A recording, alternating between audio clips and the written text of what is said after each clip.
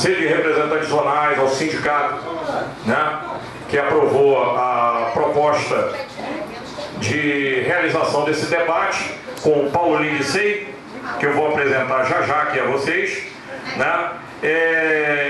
Esse debate foi convocado pelo site do sindicato e o Centro Estadual dos Trabalhadores do Judiciário tomou a iniciativa. Já tínhamos feito esse debate com o Paulo Lindicei lá no Centro Cultural Otávio Brandão em março, né? Se não me engano. Fizemos esse debate e achamos que pela data um pouco mais complicada, que era dia de sábado, e dia de sábado todo mundo tem os seus afazeres particulares, nós decidimos reproduzir, amplificar esse debate, né? E vai chegar mais gente aí e vai se incorporando. Na fala, infelizmente, vai pegando um pouquinho da fala do Paulo, um pouquinho adiantado, mas de qualquer forma ele vai tentar reproduzir isso.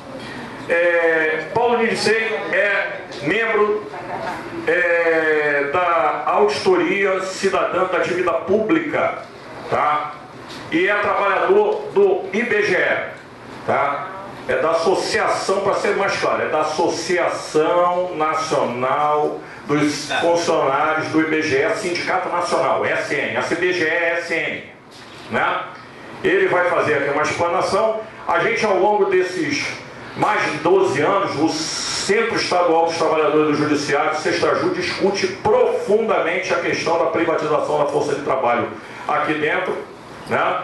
E nós temos enfatizado muito essa questão da implementação na prática do documento 319 do Banco Mundial aqui dentro, né?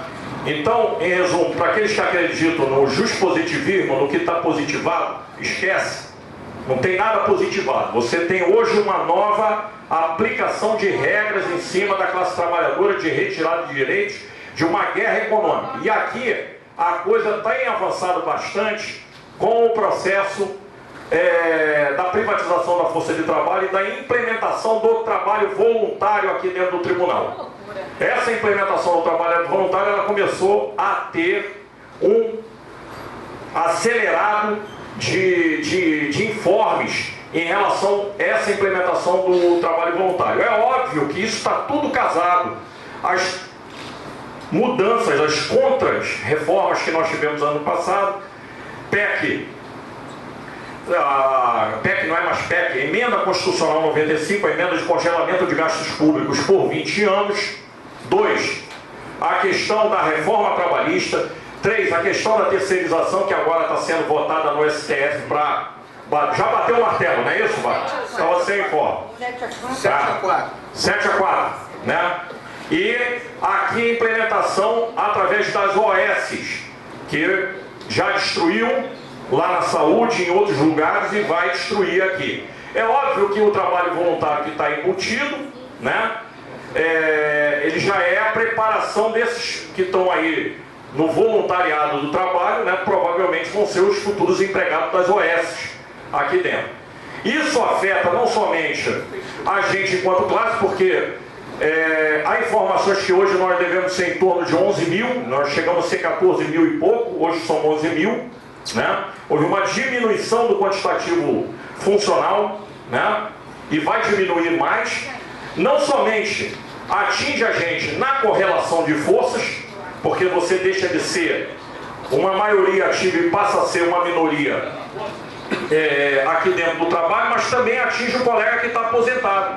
Porque se você terceiriza a mão de obra, se você quebra a mão de obra, o trabalhador público, o concurso público, aquele que veio pelo concurso público, se você quebra, concomitantemente vai quebrar a arrecadação, e quebrando a arrecadação vai atingir a aposentadoria de quem está aposentado, tá? Então não é só para aqueles que estão chegando lá, que é o meu caso e de alguns aqui, é também para quem já está aposentado e aquele que ainda nem chegou lá, entendeu? Então hoje o Paulo vai fazer uma explanação aqui sobre o mecanismo da dívida pública que está por detrás disso, tá? Ele vai expor o que é isso aí, o que é a dívida pública, por que você está perdendo direitos. No caso nosso, database, nós estamos discutindo uma reposição de 2015, tá? Não se fala 2016, 17, 18.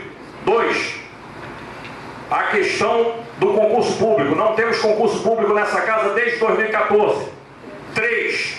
Nós temos hoje uma ameaça considerável de que se implemente ano que vem aqui políticas que já foram implementadas em outros setores públicos, como avaliação de desempenho e planos de demissão voluntária. Tudo isso coloca o quê? Se é que existe coroa, né? As joias da coroa estão ameaçadas. Tá? Se é que existe joias também, que é o quê? A estabilidade e a aposentadoria futura do servidor. Isso que nos fez trazer, cada um de nós aqui para o serviço público, isso tudo está ameaçado. Então eu vou passar aqui para o Paulo, tá? Agradecer a presença de todos que estão aqui, aqueles que eu já sei que tem alguns problemas de limitações de horário que vão sair, tá? E tem uma lista de presença lá atrás, é isso, Sérgio? Tem uma lista de presença ali atrás, tá? Eu vou passar aqui para o Paulo e se ele quiser acrescentar alguma coisa aqui na apresentação dele, beleza, tá? Gente, vamos lá. Boa noite. Primeiro eu quero agradecer o convite, né? É um prazer estar aqui com vocês para a gente tentar fazer um debate. O que está acontecendo aqui agora na Justiça, no IBGE, já está acontecendo há algum tempo. Eu sou funcionário do IBGE há 36 anos e venho na direção do sindicato algumas gestões. Nós estamos tentando discutir a precarização dos serviços públicos. Primeiramente, eu acho que nós temos que fazer um resgate histórico do que está acontecendo. A princípio, a gente tem visto aí nos debates as pessoas colocando culpa no governo A ou no governo B. E eu vim aqui falar para vocês que todos os governos são culpados, independente de qual governo você queira defender. Mas eles todos são culpados, cada um está ajudando a construir o projeto neoliberal. Uns com mais força, outros com menos força, mas todos estão construindo. Essa é uma coisa importante a gente saber. Segunda coisa importante, não sei se vocês sabem, mas nós tivemos em 2009, 2010, uma CPI da dívida pública. Provavelmente vocês não souberam porque na grande mídia ela estava muito preocupada com a CPI do Cachoeira, do Carlinho Cachoeira. E aí isso teve mais de um ano de mídia, enquanto a CPI da dívida, pouca gente soube o que aconteceu. E a CPI da dívida ela é uma questão importante, porque ela coloca um marco legal, né? A gente sabe que a dívida não começa na década de 70, mas a CPI ela coloca um marco legal da década de 70. E eu vou começar por aí, né? Colocar elementos importantes para a gente poder entender que no Rio de Janeiro, Cabral e Pezão não são culpados sozinhos. Existem vários elementos que levaram o Estado do Rio de Janeiro e está levando a União, né, o nosso Brasil, ao caos que todo mundo está vendo. O primeiro elemento é que em 1971 o Nixon, né, presidente dos Estados Unidos, ele acaba com a paridade dólar-ouro. Isso é uma coisa importantíssima. Por quê? Porque nesse momento os Estados Unidos, que tinha a moeda como uma moeda comercial mundialmente, ele deixa de ter essa paridade que foi instituída na Conferência de Bretton Woods de 1944. E a partir daí, os Estados Unidos, né, o Fed, que é um banco central americano, uma rede de bancos privados, pode produzir dólares à vontade. Então você tem uma grande liquidez de dólar no mercado que precisava ser emprestado. Isso é uma coisa importante, sabe por quê? Porque a partir da década de 70, o capital financeiro ele passa a ser hegemônico na sociedade mundial. E aí a produção, ela passa também a especular. E aí vocês vão ver que as grandes empresas, as grandes corporações, elas começam a investir em títulos, em ações, em especulações de modo geral. Isso é uma coisa importante para a gente saber, porque a gente precisa entender como essa conjuntura está chegando aos dias de hoje.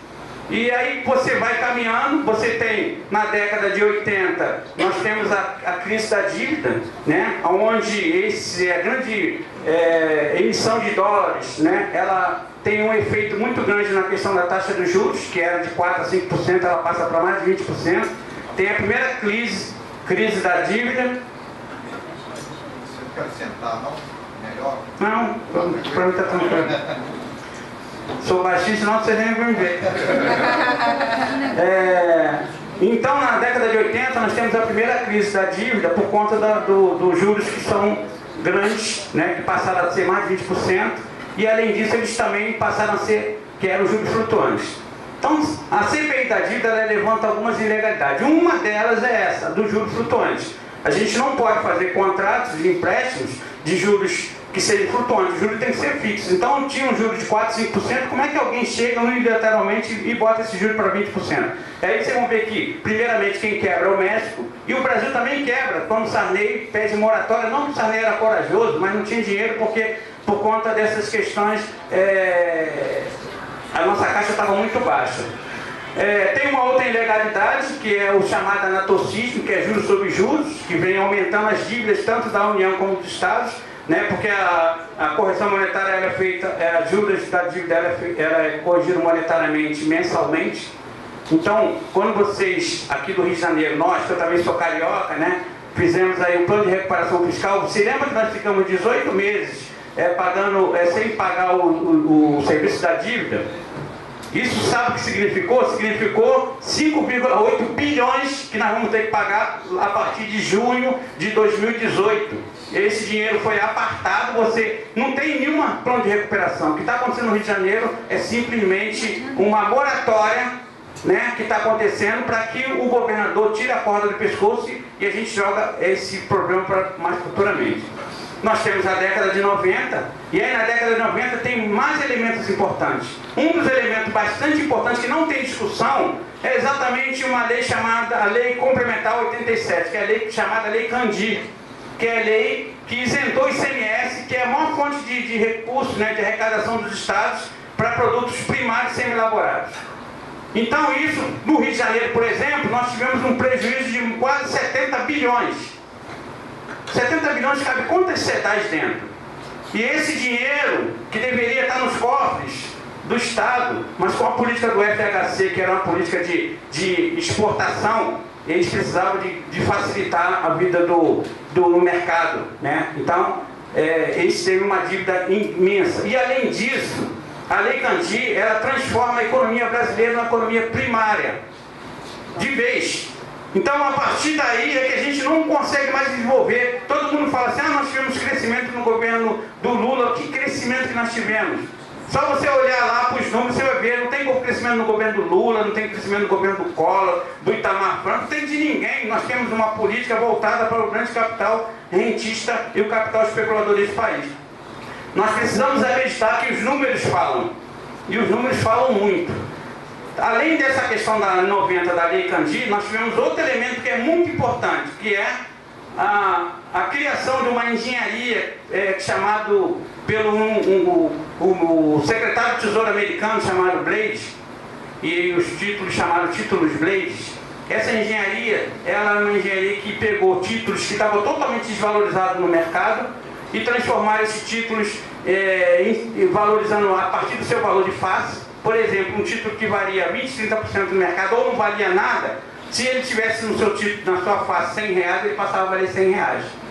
E esses mesmos títulos foram transformados em títulos globais que foram utilizados para a compra das nossas estatais subvalorizadas. Então, na venda das estatais que o Fernando Henrique falava que era para pagar a dívida pública, nunca entrou dinheiro no país. Nunca entrou dinheiro no país. Nós entregamos todo o parque estatal do Brasil, praticamente não entrou. Tem outro elemento importante no Rio de Janeiro, que é o Rio de Janeiro, no governo do Marcelo Alencar, ele tinha uma situação não tão dramática como hoje, mas parecida. O Marcelo Alencar não tinha dinheiro para pagar 13º de servidores públicos estaduais de 95, e aí ele vai à Caixa Econômica, pede 2 linhas de crédito, empréstimo. Uma de 120 milhões para pagar 13º de 95 servidores estaduais, e a outra de 60 milhões para fazer o chamado PDV, demissão voluntária, que era uma imposição do FMI. Tem gente que é religiosa que lê a Bíblia. Eu vou aconselhar vocês a lerem as cartas de intenção do FMI. Sabe por quê? Porque tudo que está acontecendo no país está lá escrito. Vocês deveriam procurar as cartas de intenção do FMI, que eles vão ver que a primeira que desde 93, que as pessoas pensam que o FMI sumiu do país, porque não tem mais aquelas missões internacionais aqui, eles estão agora dentro do Ministério da Fazenda, dentro do Ministério do Planejamento, eles estão comandando toda a política, eles transformaram a política do FMI numa política de governo. Então, nesse contrato do Banco da Caixa Econômica por Rio de Janeiro, 180 milhões, não é bi, não é milhões, tá? Esse contrato ele veio carregado de 44 condicionantes. Quem é servidor público há muito tempo vai lembrar disso. Em 96, sabe o que aconteceu? Todo o Parque Estatal do Rio de Janeiro foi praticamente privatizado. Rio Gás, Rio Luz, Badnet, Codert, e tudo isso foi privatizado por 180 milhões. E além disso, uma cláusula desse contrato dizia a seguinte coisa: tem que fazer um superávit primário no primeiro ano de 360 milhões. No segundo ano de 359 milhões. Pô, tu pega 180 milhões emprestado, faz um superávit primário, junta dinheiro, 359 milhões no primeiro ano, 360 milhões no primeiro ano, 359 no segundo ano, só que já são quase 800, 700 e poucos bilhões. De uma dívida de 180, e a dívida continuou por alguns anos depois. E eu nem sei se acabou, porque eu não consegui mais ver esse contrato. E além disso, foi colocado as condicionantes. E vocês que eram servidores estaduais, vocês, naquele momento, vocês perderam vários direitos que os servidores públicos federais já tinham perdido. Tá? Então, naquele momento, vocês perderam o que eu já tinha perdido. Porque em 96 eu já estava no serviço público, eu entrei no IBGE em 81. E agora nós estamos indo para o mesmo caminho. Então, nós temos esse elemento que é importante a gente poder analisar. E depois, logo disso, porque isso aqui foi uma preparação para a renegociação da dívida do Estado para a Lei 9496, que é a lei que foi a lei que renegociou a dívida do Estado em 97. Só que antes, todos os estados que fizeram o chamado ajuste fiscal, naquele momento, tiveram assim, um mimo. Sabe qual foi o mimo, por exemplo? Minas Gerais, Alagoas e Pará não fizeram esse ajuste fiscal. E por conta disso, a União foi muito malvada com eles. A União colocou o IGPDI, que é o índice, o indexador da Fundação Getúlio Vargas, que é uma fundação privada, que é um índice que mede expectativa de inflação, variação de cambial, e tem uma cesta muito diferente do IPCA. E tem um negócio, uma interrogação que eu vou botar aqui, né, que é que como é que você negocia uma dívida de um estado ou dos estados e não utiliza o índice oficial, que é o IPCA do IBGE, com o qual eu trabalho. 11 anos antes, eu estou falando aqui de 1986, o IGPDI tinha sido substituído pelo IPCA, que passou a ser o índice oficial de inflação desse país. Por que 11 anos depois eu renegociei a dívida do Estado e não utilizo o índice do Brasil oficial e utilizo o índice da Fundação Getúlio Vargas, que é uma fundação privada? É uma interrogação. Tá? Então, esses três estados que eu falei para vocês, como eles não fizeram o dever de casa, a fórmula draconiana que foi colocada foi 7,5% mais o GPDI. Você sabe o que significa isso? De 99 até 2015, eu tenho até um dado mais atualizado, mas o que está na minha cabeça aqui é esse. Os estados, esses três estados, remuneraram a União, juros, só de juros, 1.378%. Eu falei 1.378%. Você sabe quanto é o IPCA, a inflação oficial nesse mesmo período? Sabe quanto foi? 208. Quando você tira 1.378, tira 208, você tem um juro real de 1.170%. É agiotagem pura. Isso é a União que trata os entes federados, que está recuperando, que está muito preocupado e quer salvar o Estado de toda essa calamidade que ele mesmo colocou no Estado. Os demais estados foram 1.047%. Se você tirar a inflação, nós estamos falando aqui de 839% de aumento real, de juro real. É isso que a União está fazendo com os estados. Agora, e essa Lei 9496, ela renegociou uma dívida que era no valor total dos estados, mais ou menos de 120 bilhões. Nós já pagamos até agora mais de 400 bilhões e ainda devemos 518. Não pagou nada, então, não, com a conquista dele. E agora, no plano de recuperação fiscal, que foi assinado agora pelo PESão, em 2016, eles pegaram todo o empacote, pegaram a dívida do Estado do Rio de Janeiro, que é uma dívida originalmente de 15 bilhões, só que nós demos de entrada mais de 2 bilhões no ato em 97, essa dívida foi de 13 bilhões e alguma coisa, pegaram 13 bilhões e vieram atualizando os pagamentos todinhos, juntou tudo e agora essa dívida legalmente ela agora é 62 bilhões. Eu estou falando de dívida do Tesouro, que o Estado deve para o Tesouro, 62 bilhões. Mais aqueles 5 bilhões e pouquinho que deixamos de apartar, né, em 18 meses, eu estou falando de 62 bilhões. E como nós temos um contrato que diz que você tem que pagar em torno de 11% da receita corrente líquida, nós estamos pagando para a dívida pública em torno de 6, 7 bilhões por ano. Tá? E vamos ver que isso... E é grave o negócio? É grave, mas as pessoas têm que entender que existe uns elos, vários elos, nessa corrente, que ela não é uma corrente que ela apareceu agora em 2014, 15, 16, 17, é uma corrente que já vem há décadas sendo construída. E cada vez que passa, de acordo com o ambiente que é colocado, ela avança. Ela avança, porque eu não posso matar o paciente dando veneno de uma vez só, eu preciso dar em dose homeopática para que esse cara morra, mas ele demore bastante tempo para morrer. É o que está acontecendo com a gente. Só que nós, trabalhadores, servidores públicos, principalmente que nós somos, a grande maioria aqui, e eu sou federal e vocês são estaduais, nós estamos preocupados com a nossa carreira, com o nosso salário, e nós não estamos preocupados se nós vamos ter emprego. Isso as pessoas não estão vendo. No IBGE, vocês falaram aqui de 11 mil funcionários que vocês têm hoje aqui na Justiça. No IBGE nós temos 11 mil e pouco. Só que 5.900 e um pouquinho são trabalhadores temporários, que ganham menos de 30% do salário de um servidor ativo do IBGE. Tem um contrato aditado mensalmente e não tem praticamente direito trabalhista nenhum, não tem carteira assinada e pode ser mandado embora no final do mês se o chefe não gostar dele, se ele não tiver limpado ou varrer o chão direito. Isso é grave, sabe por quê? Porque nós estamos falando, não é de uma fábrica de salsicha, sem tornar uma coisa pejorativa. Eu estou falando do Instituto Brasileiro de Geografia e Estatística, que vai poder ajudar a construir os dados para poder a gente ter todas as políticas públicas.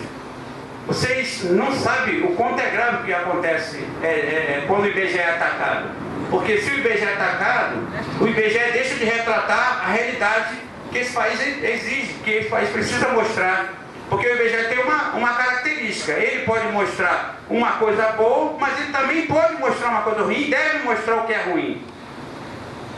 Então, nós estamos discutindo no sindicato do IBGE, no qual eu faço o diretor, nós estamos tentando discutir a precarização do serviço público há vários anos. Nós estamos tentando mostrar, porque nós temos a experiência no nosso ambiente de trabalho. Só que as pessoas não estão muito interessadas em discutir isso. Porque até que trabalhar com um trabalhador temporário ou trabalhador terceirizado é até bom, porque eu posso chicotear ele melhor, né? Porque esse cara aí está mais sob o jugo, porque ele está tanto medo de ser mandado embora, porque eu que sou concursado, eu posso fazer o que quiser com ele. Né? Então, a gente precisa entender o que está acontecendo verdadeiramente. Poucas pessoas se preocuparam com as leis complementares que foram aprovadas aqui.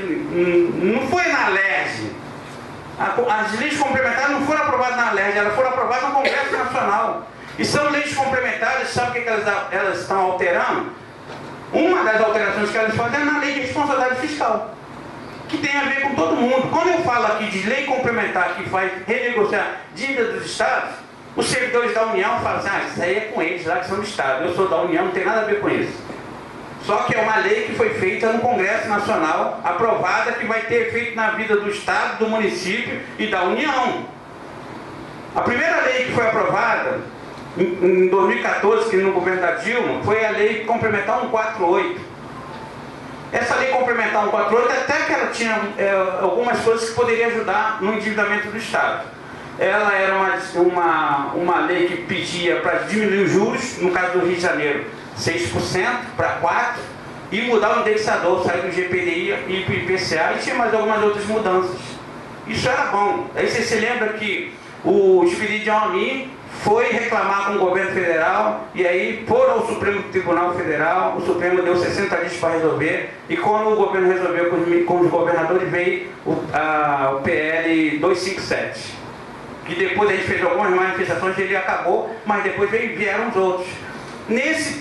Nessa lei complementar, tem um artigo que tinha a seguinte redação, que poucas pessoas prestam atenção. Tinha a seguinte redação, a redação era assim, ó: despesa com o serviço público.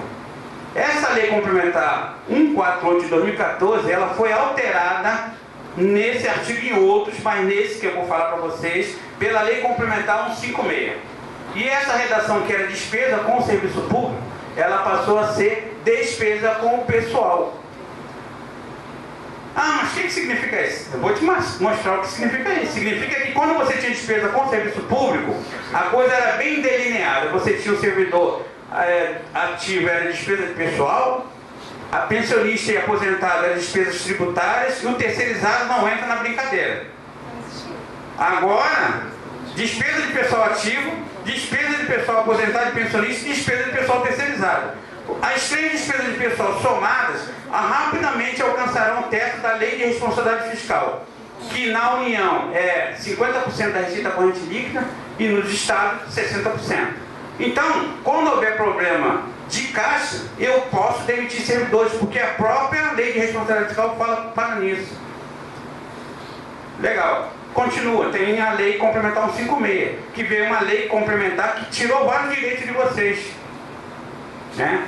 Não só de vocês, nosso está em outras leis, mas ali eles falam que não pode ter concurso. Você colocando que não tem concurso, não tem, porque a lei não vai permitir. Não pode reestruturar a carreira, não pode melhorar o benefício, não pode uma porção de coisa. E aí depois nós temos uma outra lei complementar, que é de 2016, que é a Lei Complementar 159. Eu deixei a apresentação ali, que eu nem estou falando na apresentação, mas se vocês quiserem depois, está ali, vocês podem olhar depois. Tá? Mas eu não vou deixar ali, eu estou falando sem apresentação mesmo, porque eu não vim aqui para fazer aula com vocês, eu vim aqui para fazer um debate, eu vou falar e depois a gente vai debater aqui. E a Lei Complementar 159, ela tem, nós estamos preocupados com a intervenção militar, né? Todos nós estamos. Só que vocês não estão percebendo que eles fizeram uma intervenção por dentro da administração, que é muito pior do que a intervenção militar. A Lei Complementar 159, ela criou uma comissão de supervisão formada por 3 caras que já foram aprovados em medidas provisórias, criação dos cargos DS6, tá? Já foi aprovada a medida provisória 816 de 2018, né? Esses 3 caras, eles têm várias atribuições. Uma das atribuições que eles têm é acesso à senha financeira do Estado. Significa que o governador e os deputados têm menos poder do que esses caras. Vocês lembram que há pouco tempo teve uma aprovação da lei da carreira da área da saúde? Então, o que aconteceu? Olha como é que a situação é grave. Foi criada uma demanda na saúde, os trabalhadores do sindicato procuraram um deputado, fizeram uma lei, a lei foi aprovada na LERJ.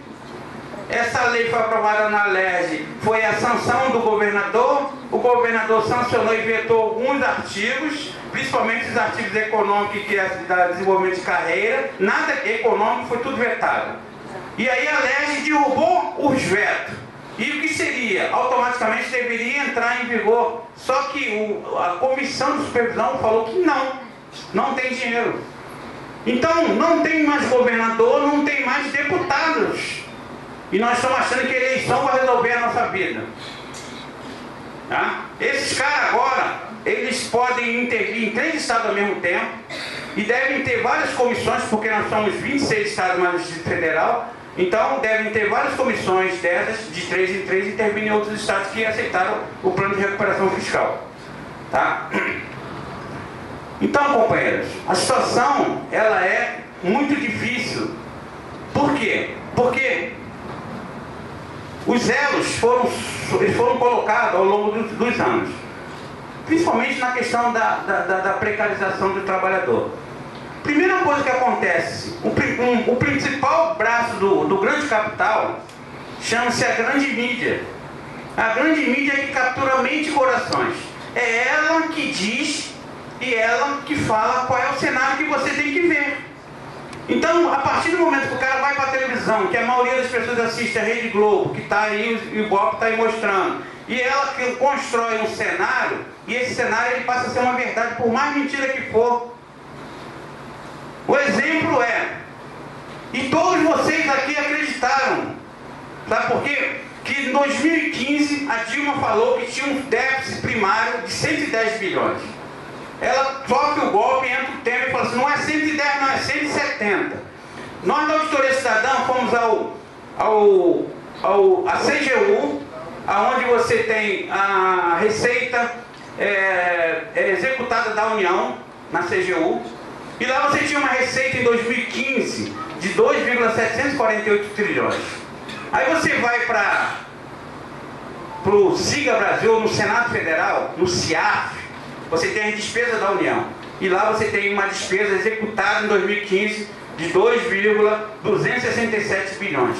Quando você pega 2,748 trilhões e diminui de 2,267 trilhões, sabe o que acontece? Acontece um superávit de 480 bilhões, não déficit.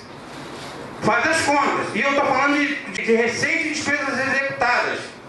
Quando você vai para 2016, tem um superávit de 267 bilhões. Vocês não precisam acreditar nisso. Vocês podem entrar lá na CGU e no Senai e vocês verem os números que estão lá. E quando você vai para 2017, você tem um superávit de 74 bilhões, que caiu a receita, verdadeiramente. Só que 3 anos seguidos, nós estamos falando aqui de quase 800 bilhões de superávit. Só que como é que eu vou convencer vocês, ou nós, de fazer um ajuste fiscal com números positivos? Eu tenho que criar um cenário de destruição, para que vocês possam permitir e acreditar que o Brasil está quebrado. Nós temos aqui, ó, o que é cenário? Cenário é uma coisa que pode acontecer ou não. Aí nós temos do lado de cá o cenário: crise financeira, crise fiscal, crise ambiental, crise política, crise moral. Aí tem uma opção de crise. Aí no final dessas crises, ele dá uma solução: ajuste fiscal. E do outro lado, você tem o Brasil real. O Brasil do nióbio, do ferro, do petróleo, da terra, da água, de toda a riqueza. E esse Brasil real é que vai sustentar esse Brasil financiarizado de especulação. Por que você acha que nós estamos sofrendo golpe? Porque a Dilma deu pedalada? Ou porque o PT roubou? Não, porque os caras têm uma crise mundial, né? E não é crise, falta de dinheiro. Porque a nossa crise é falta de dinheiro, a crise do capital não é falta de dinheiro. Eles precisam de lugar para ganhar, aumentar a lucratividade. Quer ver uma coisa que vocês, provavelmente vocês não pararam para pensar, e é bem fácil de você pensar. Em 2015, vocês vão lembrar, não sei se vocês tiveram campanha salarial em 2015, tiveram, né? 2015 não, né? Está definindo agora. Então, 2015 a gente tem, os servidores tiveram. Aí a inflação nesse período foi 10,67. Vocês lembram que a taxa Selic chegou a 14,25, a taxa básica de juros. 14,25 é a taxa máxima de juros que eles falam que vendem os títulos da dívida, que não é verdade. Eles vendem até maior do que isso. Mas 14,25 menos 10,67, sabe o que acontece? Você tem um juro real, que é a inflação, Selic menos inflação, de 3,59. Aí o Temer toma o governo, vai para a televisão e fala a seguinte coisa: eu vou botar esse país no eixo, eu vou baixar a taxa Selic 2 pontos percentuais e vou baixar a inflação. Quem de nós é contrário a uma dessas atitudes? Por isso a grande mídia é importante. Ninguém, como ninguém, é a favor da corrupção, do Iapoca ao Chuí. Até o corrupto ele é contra a corrupção. Então, nesse momento, quando eles abaixaram a taxa Selic 2 pontos percentuais, a taxa Selic passou a ser 12,25. A inflação baixou. Você sabe o que aconteceu nesse momento? Eles aumentaram o juro real em 92%. Ganho do capital. E por isso que o capital não está chiando que você mantém uma taxa básica de juros baixa, porque a inflação está baixando. E aí você mantém, aí hoje 4, 5%, você imagina, por exemplo, 5% de juros, de aplicação de juros real, de 1 bilhão, você sabe o que acontece? Esse cara ganha 136 mil por dia. Se ele dormir um ano, ele vai ser mais bilionário ainda. Se ele dormir um ano, e não é dinheiro de nada, ele não vai produzir um arroz, não vai produzir um alfinete, nada, só vai especular. Porque hoje o mundo, ele é virtual. Se nós tivéssemos coragem, todos os servidores públicos, não vou nem falar todos porque vocês são do Estado, vou falar da União. O governo gasta com a União, com o pessoal, em torno, eles dizem que é de 250 bilhões a 300 bilhões. 250 bilhões a 300. Base monetária, que é o dinheiro que circula na economia, hoje no Brasil, ela é pouco mais de 268 bilhões. Dinheiro que circula na economia. Se todos os servidores públicos, no dia do pagamento, resolvessem tirar o pagamento, não tem dinheiro. Porque não tem dinheiro na economia. Ou vocês acham que está acontecendo no Brasil, é por conta de quê? Porque eles tiraram o dinheiro da economia e transformaram grande parte, quase que a totalidade do dinheiro no Brasil, em título público. E esse título público está na mão de quem? De meia dúzia de pessoas. Tem alguém que joga pôquer aqui? Se tiver alguém que joga pôquer, tem, né? Então, no jogo de pôquer, tem lá o cara que dá as cartas. É o dealer. É o cara que dá as cartas. Se você olhar, entrar no Tesouro Nacional e botar na internet aí no Google, dealer, quem é o dealer? Sabe quem são os dealers?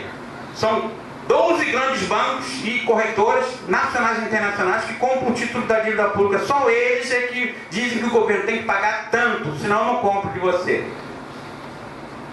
Tá? O governo é obrigado, porque o governo precisa do dinheiro. Então ele é obrigado a atender os dealers. E aí a gente, muitos de nós aqui estamos acreditando que nós somos rentistas, que nós compramos título direto do Tesouro, né? Eu até falei isso com meu filho uma vez, falei, pô, eu falei assim, pô, só quem compra título direto do Tesouro são os dealers. Aí ele falou, não, eu posso comprar no banco, lá no banco. Aí eu falei, pode, então entra aí e me mostra. Aí na mesma hora ele foi lá no celular, entrou, aí só que você tem que estar ligado ao quê? É um banco, uma corretora. Você não compra direto do Tesouro, você tem que comprar. Vendo quem compra direto do Tesouro são eles. Tá? E se vocês quiserem, tá lá, ó. São 6 que nunca saem. Bradesco, Itaú, Banco do Brasil, Caixa Econômica e mais Morgan, Citibank, só essa galera e alguns outros que mudam, porque eles mudam a cadeira, mas o central não muda. Mais uns 10, 15 minutos. Tá? Por que eu falo da questão da demissão, que ela é uma coisa que está sendo construída a passos largos? Todos nós estamos com... A gente tem a tendência de achar que nós temos estabilidade. E o meu amigo aqui falou assim, ó, feliz aqueles que aposentaram. Eu vou falar que esse não está feliz, ele pensa que está. Vou mostrar para vocês o que vai estar acontecendo. Ele pensa que está. Ó, em 1974, o governo militar do Ernesto Geisel editou um decreto-lei, um decreto 6185. Esse decreto-lei, ele identificou exatamente os sangue azuis, as carreiras exclusivas de Estado, não as carreiras, mas não tinha carreira, mas o setor exclusivo de Estado. Sabe o que representava isso naquele momento? Representava 20% dos servidores públicos. Os 80% dos servidores públicos foram jogados na CLT. No PCC, não é no primeiro comando da capital não, é no plano de carreiras e cargos, em 74 foi criado, tá? E aí, vocês vão ver que a grande maioria dos servidores públicos foram jogados na CLT nesse momento. Foi passando o tempo, você vê a emenda 19 de 98 do Fernando Henrique. A emenda 19, ela tem elementos que mostram que nós podemos ser demitidos. Diz lá que se você tiver problema de caixa, você lembra que eu falei do artigo 140 da Lei Complementar 148 lá que fala e da Lei de Responsabilidade Fiscal. Então, se você tiver problema de caixa, você pode, primeiro, acabar com 20% de cargo em comissões. Se não for suficiente, você pode demitir servidores não estáveis. E se não for suficiente, você demite servidores estáveis. Aí alguém perguntou para mim uma vez assim, pô, mas a gente não tem fundo de garantia. Eles pensaram nisso, está lá escrito na emenda constitucional. A cada ano de trabalho você tem direito a um salário, uma remuneração. Eles não vão deixar você na mão, fica calmo. Isso é a emenda constitucional 19. Tá? E na emenda 19, tem uma coisa que ninguém está discutindo. Vocês aqui no estado, no município, vocês têm, em alguns estados, alguns municípios, mais de uma gestão. Você tem o estatuto, tem gente que trabalha na CLT.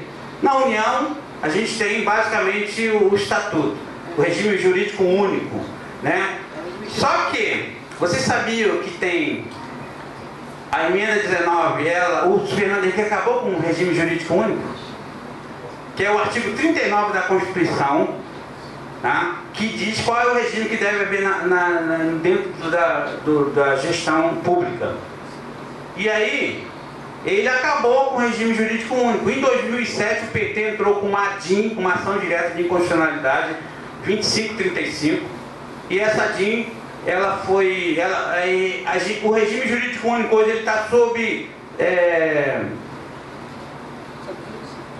júdice, não, ele está liminar, está com uma liminar, ele funciona com liminar.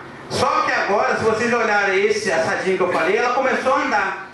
E ela vai entrar em votação no Supremo Tribunal Federal. Se aprovarem a favor do Fernando Henrique, acabou o regime jurídico único. Aí você vê só, lei de terceirização, as organizações sociais entrando no serviço público, contrato intermitente, contrato temporário, tudo. E você tem a possibilidade de acabar com o regime jurídico único.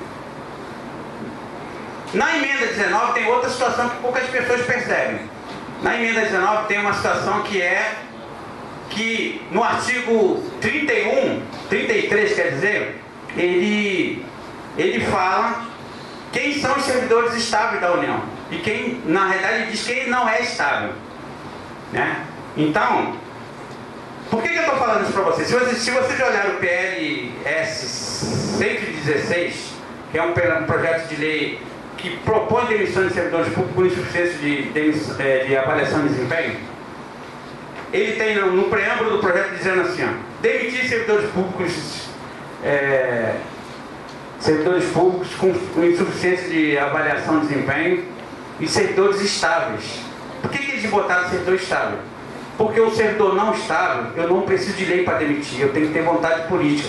E a emenda 19, no seu artigo 33, dá lá bem claro, só tem estabilidade no serviço público quem 5 anos antes da Constituição estava no serviço público e aí foi se tornado estável. Então, quem estava no serviço público 5 de outubro de 83 para trás, e após essa data, só quem fez concurso público. Só que vocês lembram que não fez do concurso não, porque a emenda 19 propõe a demissão de servidores também estáveis. E essa lei está propondo isso. Só que essa lei, ela tem um vício de origem.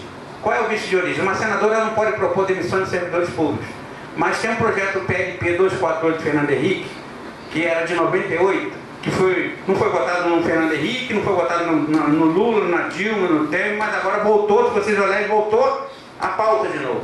E se você juntar os dois projetos, você abre a possibilidade de demissão de servidores. Tem outros elementos, não só tem esses não. Você vai ver que você está preocupado com a PEC 287, eu também estou, mas ela não é primordial para a reforma da Previdência, porque a reforma da Previdência para a gente já foi feita com a emenda 41. A emenda 41 do serviço público, ela acabou com a integralidade e a paridade salarial. A partir dali, todo servidor público que entrou em 2003 para frente, até 2013 no FUNPRESP, recebe a média das 80 maiores remunerações. Em 2013, a Dilma efetivou lá eu esqueci a palavra, o FUNPRESP. Que vai acontecer com vocês também, que nessas leis complementares que eu falei, tem lá a previsão de fazer o fundo de previdências iguais às da União. E vocês estão falando do documento 319 do Banco Mundial. O Banco Mundial há muito tempo, já vem fazendo proposta de previdências complementares para os estados, antes da discussão da reforma da Previdência. 23 estados aceitaram, 18 já levaram 5 milhões de dólares para criar comissões para a criação de previdências complementares privadas nos entes federados, estado e município. Sem capitalização. Ó, antes disso. Tá? E aí você vê só, o FUNPRESP é um marco legal.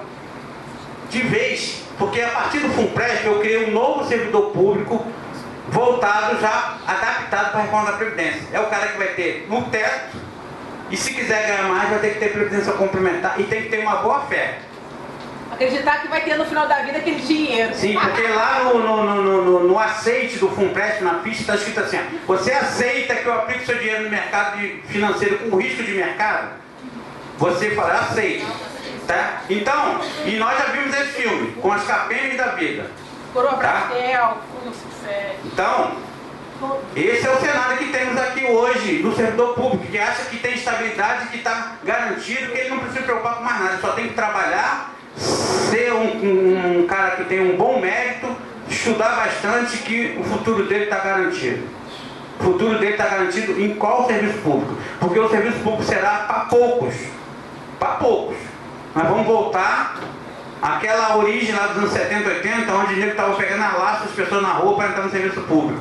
Só que agora não vai ser a laço, vai ser a questão política. Esse é meu amigo, esse não é meu amigo, as OS estão aí para fazer tudo isso. Né? Então, a gente tem que entender o que está acontecendo. Então, a dívida pública, ela é... A gente na auditoria, a gente trata ela como um sistema.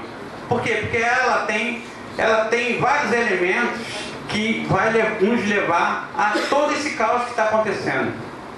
E a gente precisa entender como é que esses elementos vão estar nos subjugando, porque os governos estão de joelho, não, estão deitados, não estão de joelho, estão deitados, eles não têm autonomia para nada.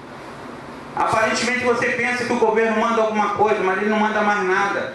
E nós, servidores públicos, nós também estamos indo pelo mesmo caminho. Nós estamos achando que nós temos determinados direitos, nós não temos mais direito praticamente nenhum. Eu já perdi 58 direitos. Os novos nem perdeu porque nem teve. Então eu ainda tive a sorte de perder alguma coisa, né? E os outros não tiveram. Tá? Então, companheiros, a situação é grave.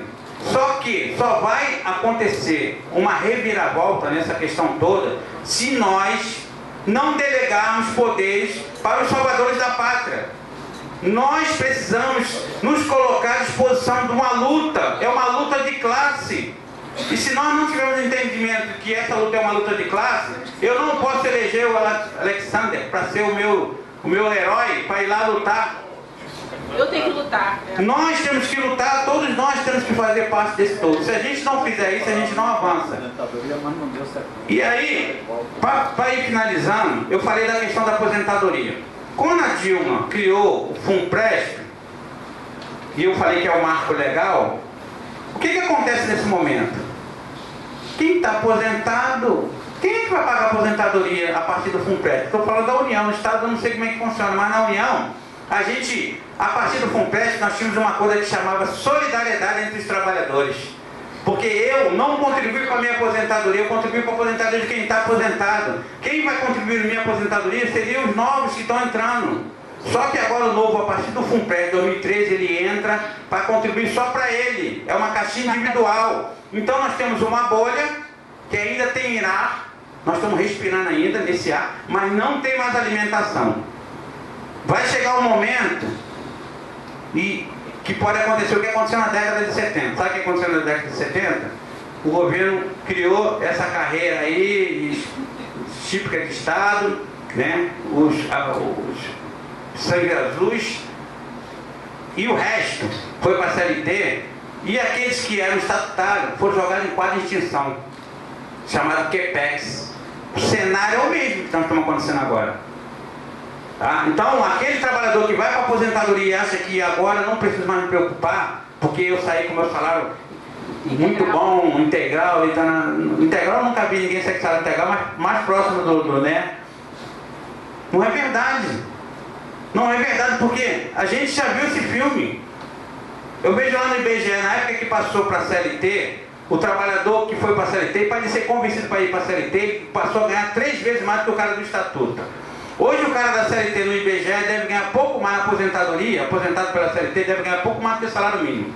E no nível médio. No nível superior deve ganhar uns 2 mil. E o cara que era estatutário, que ganha um salário alto, esse está congelado lá, morto.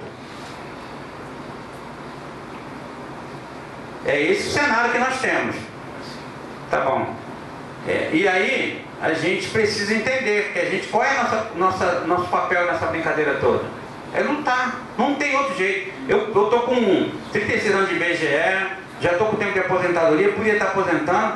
Vai ter eleição no meu sindicato agora em setembro e eu estou aí me colocando ainda para a luta. Eu podia ir para minha casa, já lutei para caramba, tá? Mas eu fico pensando, que mundo eu vou deixar para meus filhos e netos?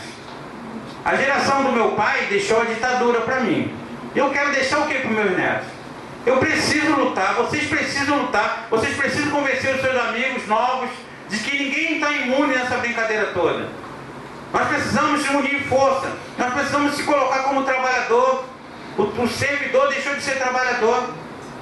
A luta deixou de ser uma luta conjunta. Nós não temos uma luta de capital e trabalho, nós temos luta de identidade. A luta do negro, do japonês, do homossexual, da mulher. Dividiu tudo. E aí está uma maravilha. Eles estão achando muito bom isso. Só que nós somos, todo mundo é trabalhador. E a gente não tem mais a luta de classe.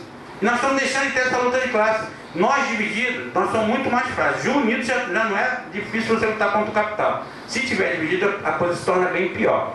Então, companheiro, a coisa é grave e o que eu posso colocar em nome da Auditoria Cidadã e também do Sindicato do IBGE é que nós estamos colocando um cenário, uma agenda que vocês não conheciam e que não iam conhecer se nós não tivéssemos se debruçado e estudado tudo isso.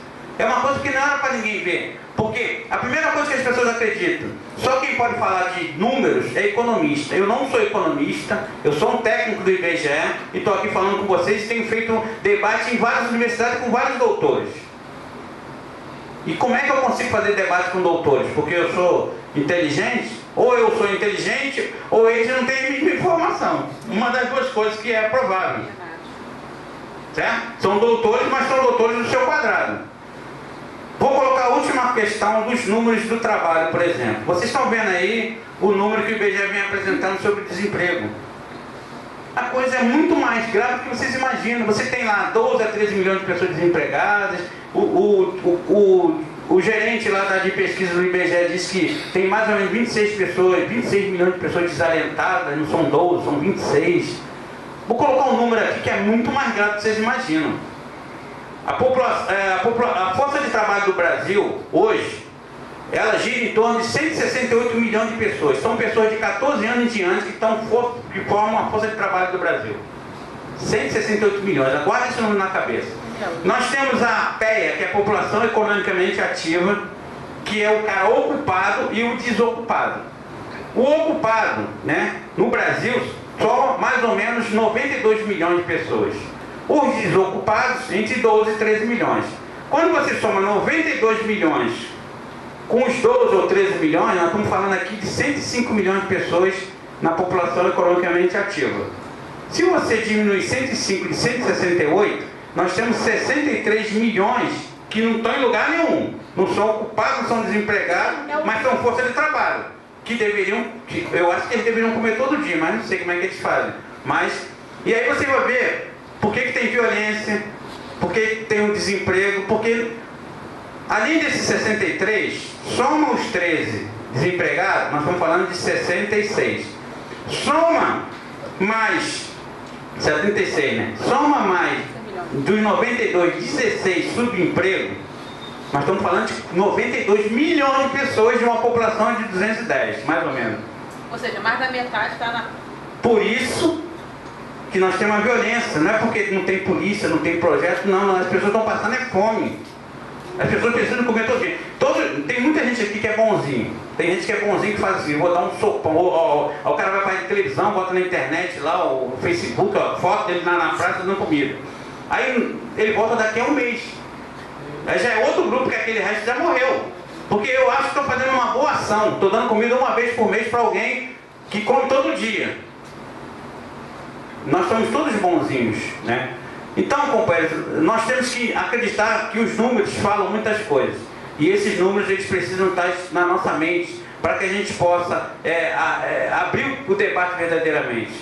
Vocês sabem que na última eleição de 2014, a Globo botou o mapa do Brasil e dividiu o mapa do meio e botou assim, a parte de cima é PT, vermelha, Nordeste, Norte, e a parte de baixo, Sul e Sudeste, é Aécio Neves.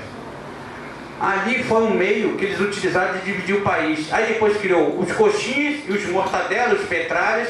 Não tem discussão, tem radicalismo de ambas as partes, ninguém quer discutir nada se você tem um posicionamento é meu e se eu tenho o outro posicionamento é meu e acabou, não tem discussão.